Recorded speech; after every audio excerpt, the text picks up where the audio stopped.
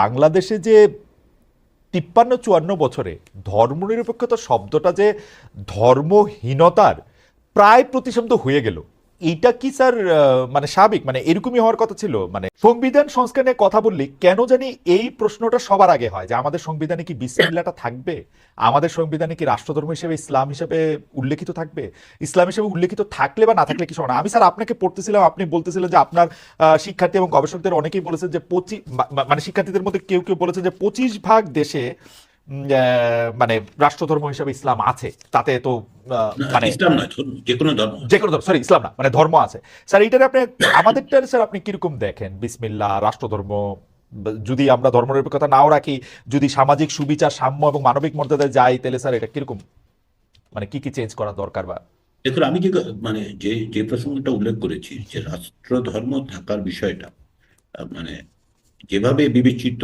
হয়, গবেষণা করলে দেখা যায় যে অনেক দেশে এই ধরনের রাষ্ট্র ধর্ম আছে এবং চার্চ আছে, যেগুলো যে অফিসিয়াল চার্চ বলা হচ্ছে, সেসব জায়গায় সকলের অধিকার সুরক্ষা করার ব্যবস্থাও আছে। ফলে রাষ্ট্রধর্মের আলোচনার চেয়ে বেশি গুরুত্বপূর্ণ আমার কাছে বাংলাদেশের ক্ষেত্রে দুটো। একটা হচ্ছে যে বাংলাদেশে একটা মানে বহুত্ববাদী সমাজ আছে, এখানে ধর্মের বিভাজন মানে পার্থক্য আছে এবং এথনিসিটির পার্থক্য আছে। তো সেগুলো আমাদেরকে রক্ষা করতে হবে, এটা হচ্ছে এক। দুই নম্বর হচ্ছে যে শুধুমাত্র রাষ্ট্রধর্মের বিবেচনা না করে আমাদের বিবেচনা করা দরকার যে আসলে কি করে আমরা সকলের অধিকার প্রোটেক্ট, সকলের অধিকার, সেটা ধর্মের কারণে এই কারণ না, সকলের অধিকার প্রোটেক্ট করতে হবে আপনাকে। সেই জায়গাটা আমাদের বঞ্চ বিবেচনা করা দরকার।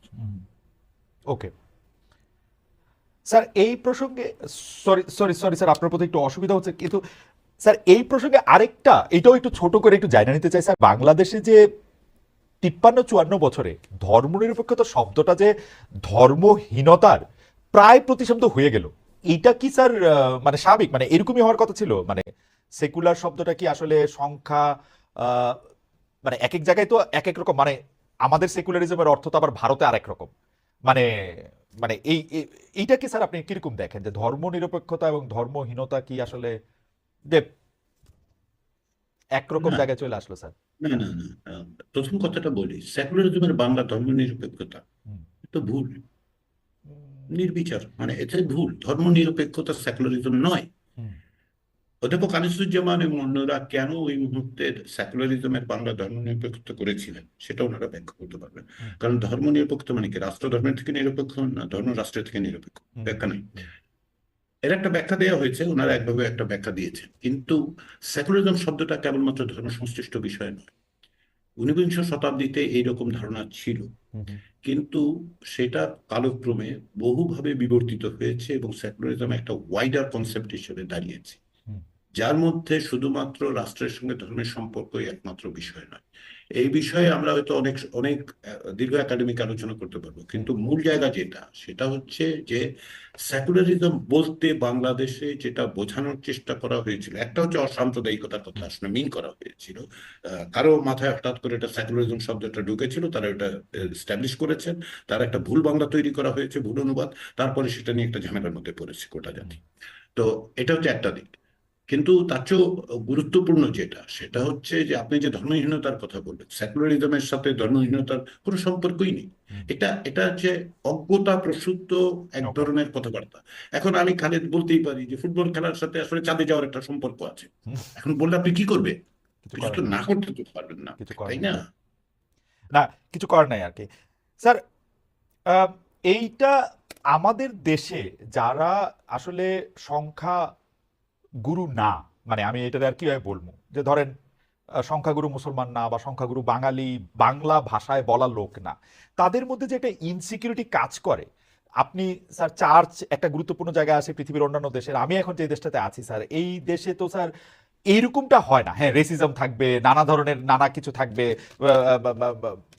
আবার উল্টা রেসিজমও থাকবে। মানে এই দেশে আইসা আমি অনেক লোক, আমি অন্তত 2জন লোককে জানি যে নিজেদেরকে ইহুদি পরিচয় দেয় একটা ভালো ব্যবসার সুবিধা পাওয়ার জন্য, অন্তত 2জন লোক এরকম জানি। তো ওরা তো সংখ্যা গুরু না, কিন্তু তারা একটা সুবিধা, এগুলি থাকবে। কিন্তু যারা আসলে সংখ্যাগুরুর মধ্যে পড়ে নাই, তারা যে এক ধরনের ইনসিকিউরিটিতে পড়বে কিনা আরো বেশি করে, যে এই সংবিধানটার এই বিষয়গুলি নিয়ে কথা বললে বা নাড়াচাড়া করলে, মানে যারা আমরা সংখ্যা গুরু আসি তাদের তো সংবিধানে কি লেখা থাকলো, বিসমিল্লাহ থাকলো নাকি ইসলাম থাকলো নাকি কি থাকলো আমাদের কিছু যায় আসে না, বিকজ আমরা পাওয়ারফুল এখানে। কিন্তু যারা নাই তাদের একটু স্যার মানে প্রথম সমস্যা বা আপনার ঝামেলা। কাছে কেন এই আশঙ্কা তৈরি হলো যে ভবিষ্যতে সংবিধানে এই পরিস্থিতি তৈরি হতে পারে?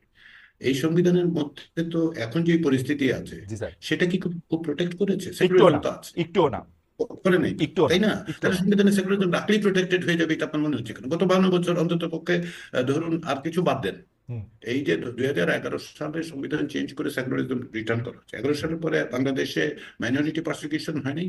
অনেক বেশি হয়েছে, সবচেয়ে অনেক আমার বেশি মনে হয় হয়েছে, এই দশকে সবচেয়ে বেশি হয়েছে। সবচেয়ে বেশি হয়েছে। তার কারণটা কি? কারণটা হচ্ছে যে এর সঙ্গে আসলে সেকুলারিজমের সম্পর্ক নেই, ধর্মেরও সম্পর্ক নেই, হুম, এটার সাথে পাওয়ার রিলেশনের সম্পর্কটা আছে। সোসাইটিতে যারা পাওয়ারটা এক্সারসাইজ করতে পারছে তারা কারা, যার পলিটিক্যাল কানেকশন আছে। তো হুম, গত 10 বছরে কাদের পলিটিক্যাল কানেকশন ছিল? হুম, নিশ্চয়ই আপনি বলবেন না যে ওই ছোট ছোট দল এদের হুম, খুব পাওয়ার ছিল। হুম, রাষ্ট্র ক্ষমতায় একচ্ছত্র ভাবে আওয়ামী লীগ, হুম, তার নেত্রী শেখ হাসিনা এবং তার অধীনস্থ রাষ্ট্র ছিল, সেখানে মাইনরিটি পারসিকিউশন হয়েছে।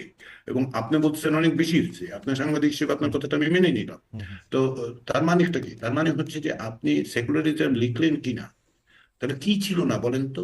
ছিল না যেটা, সেটা হচ্ছে ন্যায় বিচার নাগরিকের অধিকার ছিল। এবং নাগরিক অধিকারের ন্যায় বিচার ছিল ছিল। না যেটা, সেটা গণতন্ত্র ছিল না। হুম। ছিল না যেটা, সেটা মানবিক মর্যাদা ছিল না। রাইট। সামাজিক সুবিচার ছিল না। তাহলে আসেন, আমরা ওই জায়গায় কথাটা বলি যে হুম। বিষয়টা হচ্ছে যে মাইনরিটি, এই যে আপনি আপনি আমি মাইনরিটি মেজরিটির কথা বলি না, হুম। এটা এক ধরনের মেজরিটেরিয়ানিজম। রাইট। আমি সংখ্যা গুরুত্ব বাদ দিয়ে চাপিয়ে রাখতে চাই এ হুম। ব্যাপারে। মানে অধ্যাপকদের সাথে কথা বলা বিপদ হচ্ছে এই, খালেদ, অর্জুন আপাদুরায়ের একটা বই আছে, small of fear, fear of small numbers. Right. ওইটা ওইটা মানে নাম। আমরা পড়তে পারি সকলে রাইট। মিলে। কারণ সব জায়গায় দেখেন, খুব ইন্টারেস্টিং জিনিস যে সংখ্যাগুরু যারা, তারা সবসময় সংখ্যালঘুকে ভয় পায়। ভারতে মুসলমানের সংখ্যা কত বলেন তো? মানে সেই তুলনায় তো হিন্দুর সংখ্যা বেশি, হুম, তাই না? হুম। কিন্তু হিন্দুত্ববাদী রাজনীতির প্রধান বিষয় কি? মুসলমানরা বোধহয় দেশটা ধ্বংস করে ফেললো, এই হইল ওই হইল, তাই না? পাকিস্তানে যান, স্যার, খ্রিস্টান স্যার এইটা তো মনে হয় সম্প্রদায়। মুসলমানদেরকে যত ভয় না পায় বা বাংলাদেশের হিন্দুদের যত ভয় না পায়, এটা তো মানে সংখ্যা গুরু যারা আছে তারা একটু খুশি হয়। মানে এটা একটা পপুলিস্ট না, যে মানে ধরেন বিজেপি কিসের যত দিক থেকে বেশি না, এই হিন্দু হিন্দু ভীতিটা যে করে। তৈরি করা হয়, কারণ এই ভীতিটা যে তৈরি করা হয় তার কারণটা কি? এর একটা পলিটিক্যাল সিগনিফিকেন্স আছে। জি। দেখুন, মানে গত 10-15 বছরে বাংলাদেশের হিন্দু জনগোষ্ঠীর এক বিশাল অংশ হুম, জমি টমি হারিয়েছে। হুম, হুম। ল্যান্ড গ্র্যাবিং এ আপনার রাষ্ট্র ক্ষমতার সাথে যোগাযোগ না থাকলে তো আপনি ল্যান্ড গ্র্যাব করতে পারবেন না, রাইট। ও জমি দখল করতে পারবেন না, বাড়ি থেকে তারা দিতে পারবেন না। হুম, হুম। সেই সব কাণ্ড হয়েছে। এগুলিকে এইভাবে বিবেচনা না করে আসুন আমরা ভিন্নভাবে একটু চিন্তা করার চেষ্টা করি।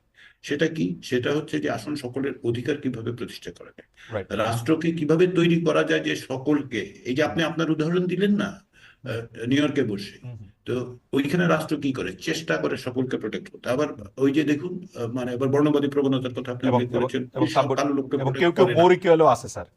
হ্যাঁ, মানে তো এই এই আলোচনাটা ওর ও- মধ্যে ধর্মটা সেকুলারিজম ইনসার্ট টিনসার্ট করে দিয়ে একটা অপ্রয়োজনীয় জায়গায় ঠেলে দেওয়া হয় আলোচনা। স্যার তাহলে স্যার একটু